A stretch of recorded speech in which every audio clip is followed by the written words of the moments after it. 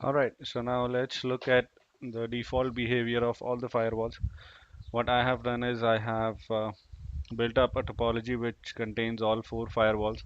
And to access that topology, let's go to my server, which I've hosted on internet, obviously for to access it for my students and for myself from anywhere. So I click on this, let me log into it.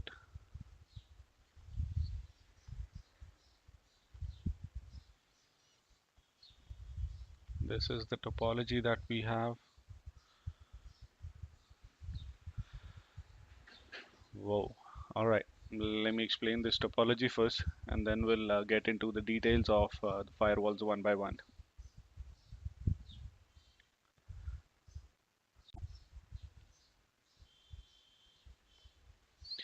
All right. So this is the topology we have. We'll start with Cisco ASA first. Let me explain you the topology. This is going to be our test user, and the topology we are considering for Cisco ASA is this. We have a test user on the inside of the network, and we have a router which represents the outside of our network. So let me start these up, and also let me wipe all the configuration.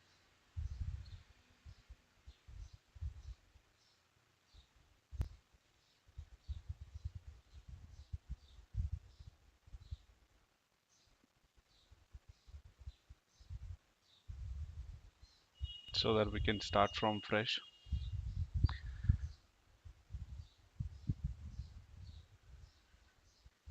I'll start ASA, I'll start the router.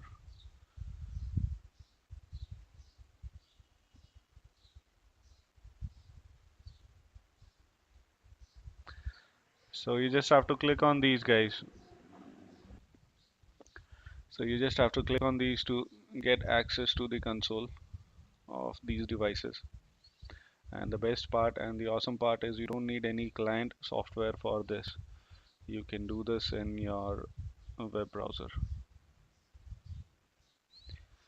Alright, looks like the router and the ASA are booting up.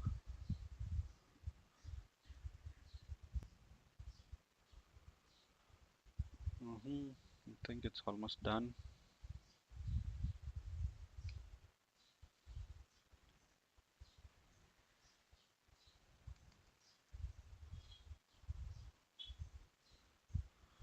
Okay, looks like we have entered in the configuration wizard. Let me exit it out.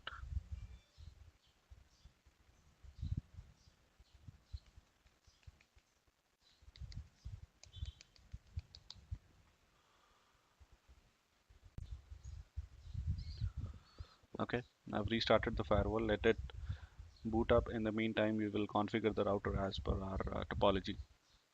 Let's look at the topology again. This is going to be our internal network, that is the inside network, or you can say the secure network, which will be having a subnet of 192.168.1.0 with a mask of 24. Ethernet 1, which will be the inside interface of the firewall, will be configured with an IP of .254, and the outside will be configured as .1 12.001. So let's configure the router, which will have 12.002 on its fast Ethernet 0/0, which connects to the ASA.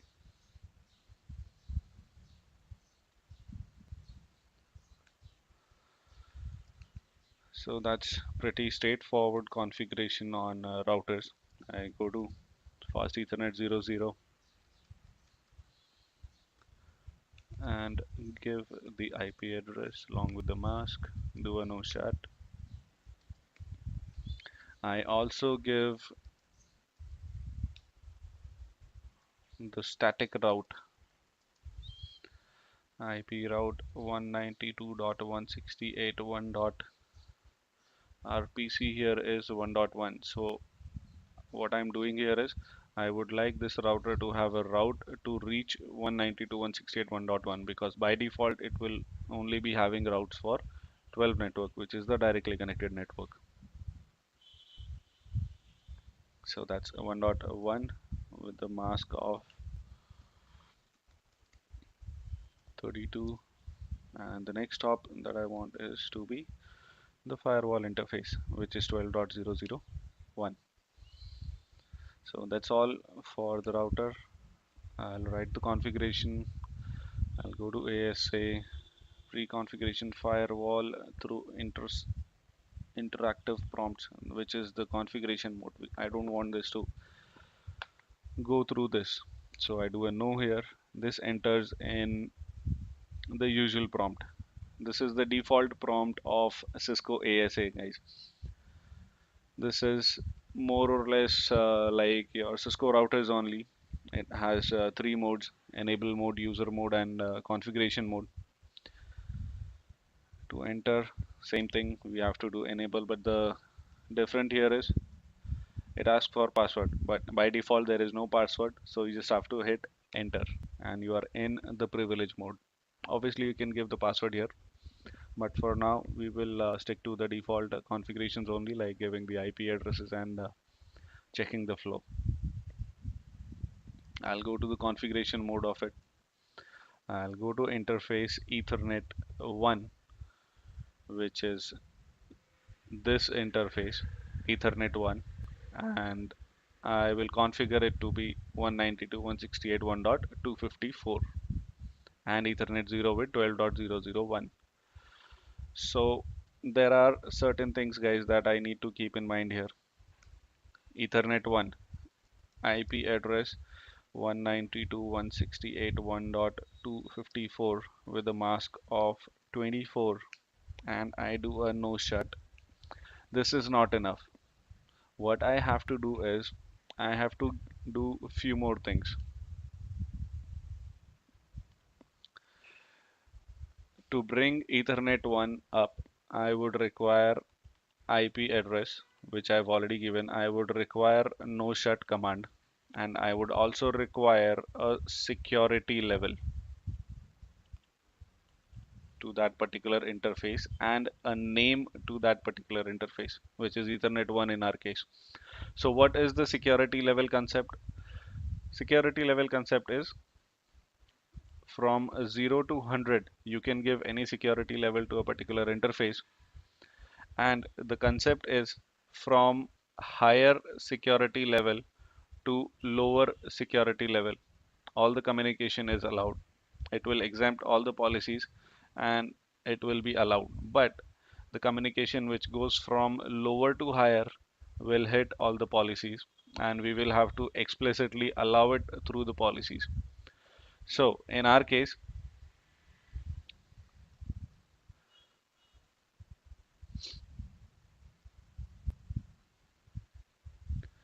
traffic going from inside to outside, this interface having a security level of 100, this will be having 0. So 0 being least trusted, 100 being most trusted. Communication from 100 to 0 is allowed.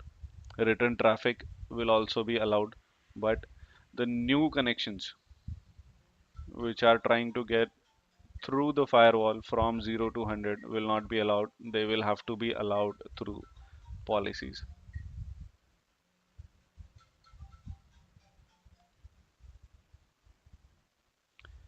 So let's go back to the prompt and configure things.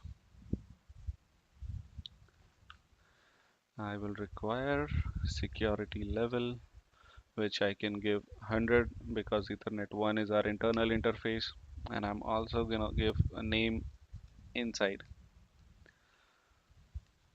So it takes a while. Name inside, there are certain keywords inside. If you name any interface to be inside, it will automatically have a security level of 100 even if you don't give it. And any other keyword apart from inside, if given to interface as name, the security level would be 0. We will experience that for Ethernet 0. I'm gonna give the IP address of 12.0.0.1,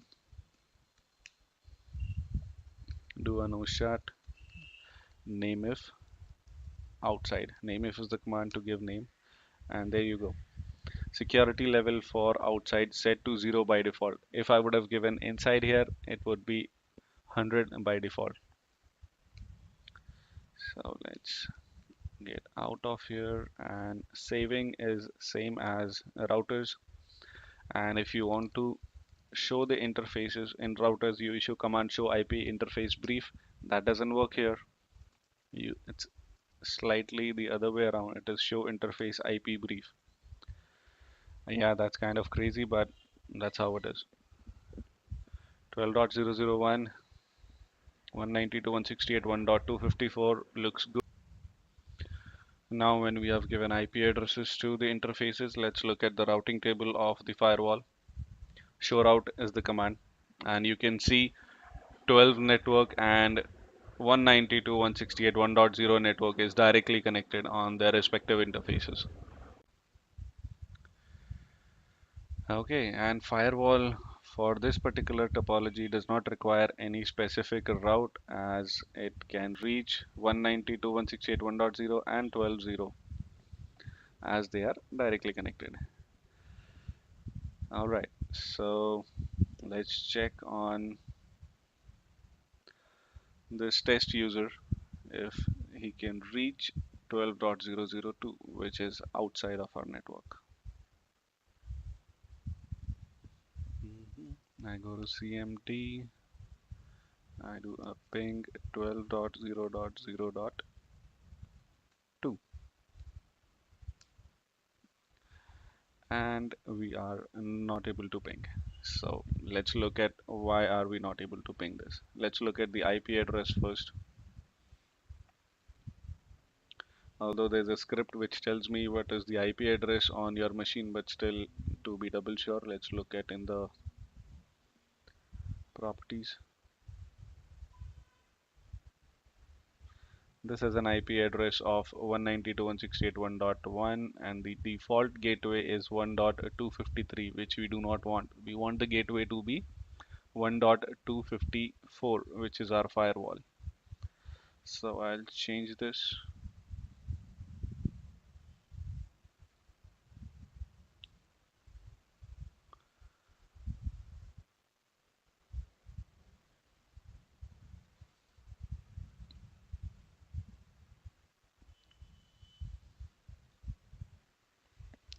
Now let's ping again 12.002, and I see that we are still not able to ping.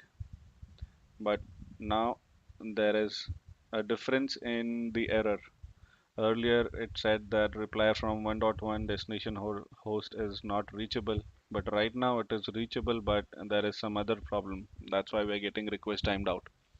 So let's go to the firewall and let's check what is the problem. Guys, as I mentioned earlier in the video, oops, let me clear this up.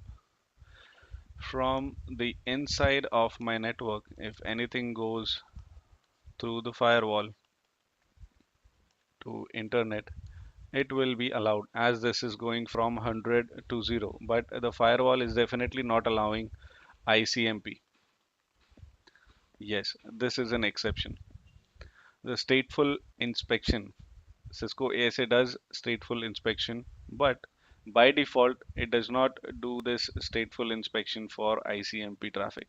So we will have to tell the firewall to do the stateful inspection for ICMP. So we can check all the listed protocols by default that will be entertained by Cisco ASA for stateful inspection. Let's look at them and add ICMP to it.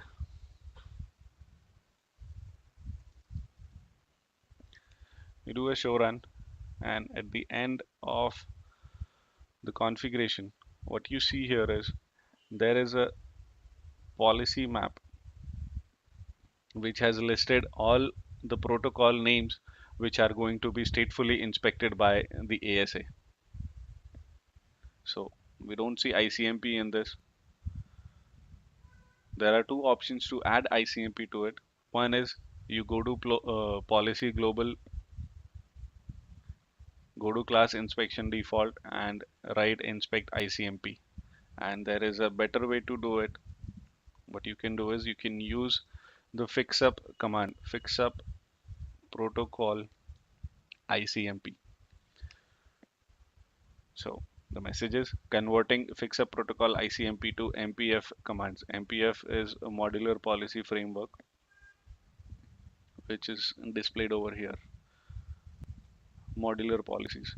Inspection map getting called into a class map, and then that class map is getting called into a policy map. So this is a modular policy that Cisco works on most of its devices. Now let's try and ping from the user. There you go. Now you're able to ping it. So that was the default behavior from ASA. It does not allow ICMP by default through it. However, you can ping the directly connected interfaces without any policy. I can ping 1.254 from the PC, and I can ping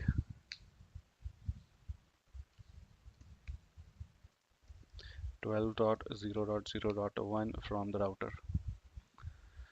So that's about Cisco ASA, guys. We can have a lot of details about Cisco ASA, but and that's all for this particular video. Now let's jump into our next firewall.